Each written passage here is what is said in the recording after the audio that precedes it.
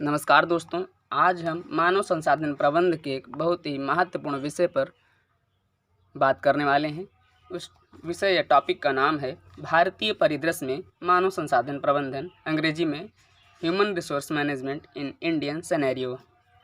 भारत में मानव संसाधन प्रबंध वातावरण वर्तमान समय का व्यावसायिक वातावरण निरंतर हो रहे परिवर्तनों एवं कड़ी प्रतिस्पर्धा का वातावरण है। वर्तमान व्यावसायिक वातावरण में मानव संसाधन प्रबंधकों द्वारा अपने उद्देश्यों की प्राप्ति हेतु किए जाने वाले कार्य अनेकों कारणों से प्रभावित होते हैं। पहला कार्य जिससे वातावरण प्रभावित होता है आंतरिक वातावरण। आंतरिक वातावरण के अंतर्गत ऐसे कारक आते हैं जो मानव संसाधनों को संस्था में रहते हुए अतिरिक्त रूप से प्रभावित करते हैं। इनमें से कुछ प्रमुख कारण निम्नवत हैं। पहला कारण है लक्ष्य एवं रणनीति। लक्ष्य से आशय किसी व्यावसायिक संस्था द्वारा अपने उपभोक्ताओं को उपलब्ध कराए जाने वाले लाभों से होता है। लक्ष्य प्रपत्र यह बताता है कि संस्था क्या है एवं इसके अस्तित्व का उद्देश्य क्या है तथा वह कौन सा विशेष योगदान कर रही है। विभिन्न स्तरों पर कार्यरत कर्मचारियों को संस्था के लक्ष्य को ध्यान में रखते हुए अपने कर्तव्य का निर्वहन करना चाहिए। रणनीति से संस्था की प्रगति का निर्धारण होता है।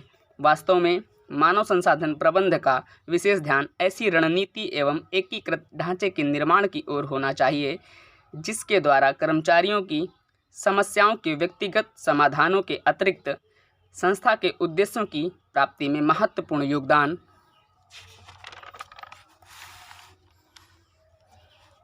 प्राप्त हो सके। दूसरा है नीतियाँ। नीतियाँ किसी भी संस्था की पथ प्रदर्शक होती हैं। नीतियों के द्वारा ही संस्था के उद्देश्यों की प्राप्ति हेतु पथ निर्धारण होता है। कंपनियां अपने कर्मचारियों को सुविधाएं प्रदान करने के दृष्टिकोण से विभिन्न योजनाएं उपलब्ध करा रही हैं, जैसे वेतन युक्त मातृत्व अवकाश, अतिरिक्त अवकाश व्यवस्था एवं लचीली कार्यावधि। अनेकों कंपनियां वर्तमान में कर्मचारी परिवार सहायता योजना को भी लागू किया जा रहा है, जिसके द्वारा कर्मचारियों की व्यक्तिगत समस्याओं के साथ उनकी कार्यस्थल संबंधी समस्याओं का समाधान किया जा रहा है।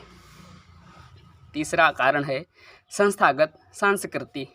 प्रत्येक संस्था की कार्य करने की अपनी एक विशेष प्रक्रिया होती है जिसे संस्था की संस्कृति कहा जा सकता है। यह संस्कृति समस्त कर्मचारियों में मूल्यों, विश्वासों, अभिवृत्तियों, आकांक्षाओं एवं कार्यशैलियों का समागम होता है। चौथा पॉइंट संस्थागत विवाद। प्रायः संस्थागत संस्कृतियों एवं कर्मचारियों की अभिवृत्तियों में टकराव उत्पन्न हो जाता है।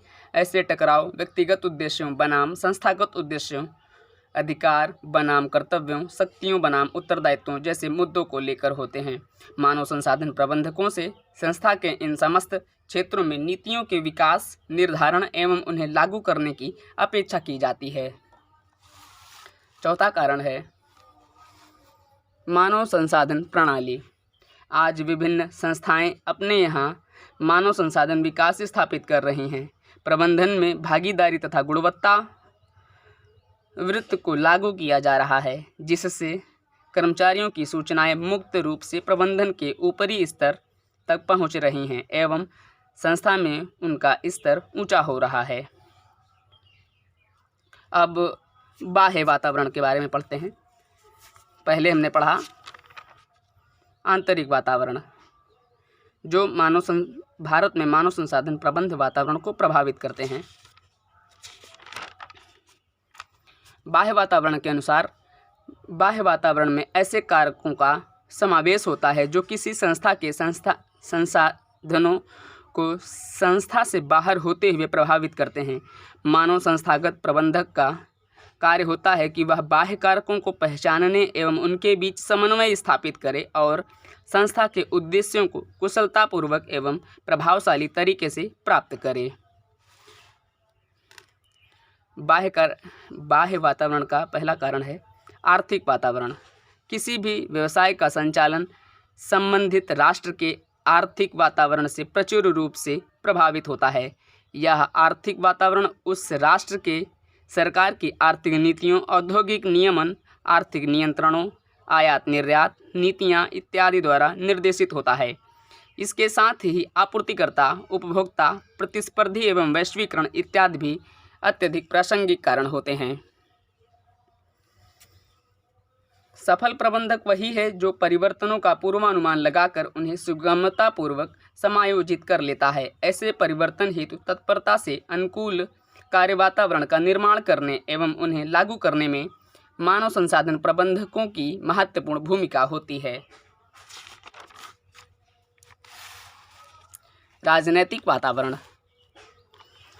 राजनैतिक वातावरण में विशेष रूप से कहा जा सकता है कि मानव संसाधन योजनाएं, भर्ती एवं चयन, प्लेसमेंट, प्रशिक्षण, परिश्रम, श्रमबद्ध, श्रम संबंध तथा रोजगार युक्तिकरण इत्यादि संवैधानिक प्रावधानों द्वारा शासित होते हैं। मानव संसाधन प्रबंधकों को केंद्र एवं राज्य सरकारों द्वारा लागू किए गए श्रम कानूनों का ज्ञान होना चाहिए।